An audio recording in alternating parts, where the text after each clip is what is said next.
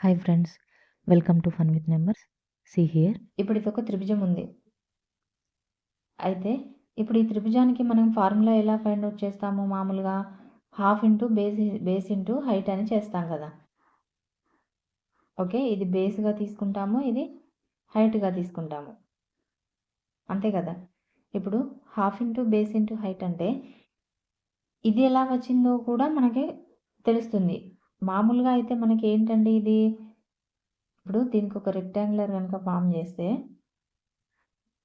ఇప్పుడు ఈ total base, అలాగే ఇది ఎల్ ఇంటూ బి కదా. ఇప్పుడు ఇది ఎల్ కదా, ఇది బి, ఇంకా ఇది ఎల్ అవుతుంది కదా మనకి రెక్టాంగులర్లో. ఇప్పుడు చూడండి, ఇది బి అంటే ఇది కూడా బిఏ కదా. అంటే ఏంటి, భూమి ఇంటూ ఎత్తు అయింది కదా ఇక్కడ. అంటే రెక్టాంగులర్ నుంచే త్రిభుజం యొక్క ఫార్ములా కూడా వస్తుందన్నమాట ఏరియాకి.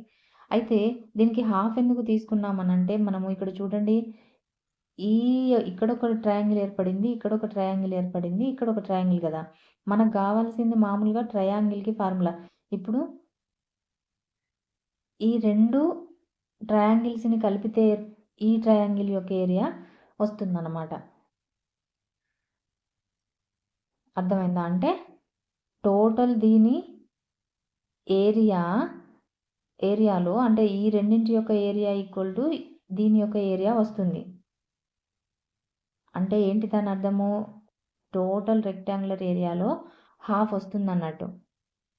అర్థమైందా? ఇది టోటల్ రెక్టాంగులర్ కదా, ఈ టోటల్ రెక్టాంగులర్లో ఈ ట్రయాంగిల్ యొక్క ఏరియా హాఫ్ వస్తుందన్నమాట. అందుకే హాఫ్ బిహెచ్ అనేది మనకి ట్రయాంగిల్ యొక్క ఏరియాకి ఫార్ములా ఇలా తీసుకుంటాం అన్నమాట. ఓకేనా? నేను దీనికి ఒక ఎగ్జాంపుల్ తీసుకొని మీకు ప్రూవ్ చేస్తాను. ఇక్కడ ఒకసారి చూడండి, ఇది ఏ, ఇది బి, ఇది సి, ఇది డి. ఓకే, ఇది ట్రయాంగిల్. ఈ బీసీ 16, ఓకే, ఇది 8 ఏబి. అయితే ఇక్కడ దీన్ని ఏమనుకుందాము, ఈ అనుకుందాము. ఓకే, ఇది 4 AE.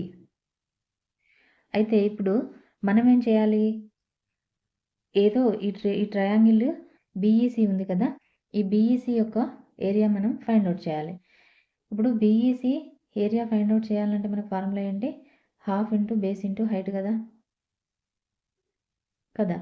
Half into base into height అంటే మనకు బేస్ ఎంత ఉంది, ఇక్కడ 16 ఉంది. Okay, half into 16 into height అంటే ఏంటి, ఇదే కదా హైట్ 8, అంటే 64 వచ్చింది. ఓకేనా, అంటే దీని యొక్క ఏరియా మనకి 64 వచ్చింది. ఓకే, ఇప్పుడు ఈ రెండు ట్రయాంగిల్స్ యొక్క ఏరియాల సమ్ అనేది దీనికి ఈక్వల్ అయిందనుకోండి, మనకు ఇందాక నేను చెప్పిన దానికి మీకు అర్థమవుతుంది. ఓకేనా, ఇప్పుడు ఇది 64 వచ్చింది కదా.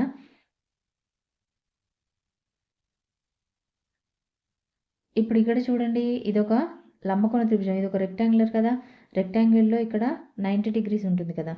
ఇప్పుడు దీన్ని బేస్గా తీసుకొని దీన్ని హైట్గా తీసుకుంటే హాఫ్ ఇంటూ 8 ఇంటూ 4 కదా. ఇక్కడ ఎంత వచ్చింది, 16 వచ్చింది. ఏది, ఏఈబి యొక్క వైశాల్యం. ఓకే, మనకి ఇక్కడ ఏం రావాలి, సిడిఈ ఏరియా తెలియాలి. ఇక్కడ కూడా ఇది 8 అంటే ఇది కూడా 8 కదా. అలాగే ఇక్కడ ఇది 4 అంటే ఈ టోటల్ 16 అంటే ఇది 4 ఉందంటే మిగిలింది 12 ఉంటుంది కదా. సో 48. ఇక్కడ చూడండి, 48 ఇంకా 16, 48 రెండు కలిపితే 64. చూడండి, ఇందాక ఈ ట్రయాంగిల్ యొక్క ఏరియా అండ్ ఇప్పుడు ఈ రెండింటి ట్రయాంగిల్స్ యొక్క ఏరియా యొక్క సమ్ ఈక్వల్ అయిందా లేదా? Please do subscribe. Thank you, bye.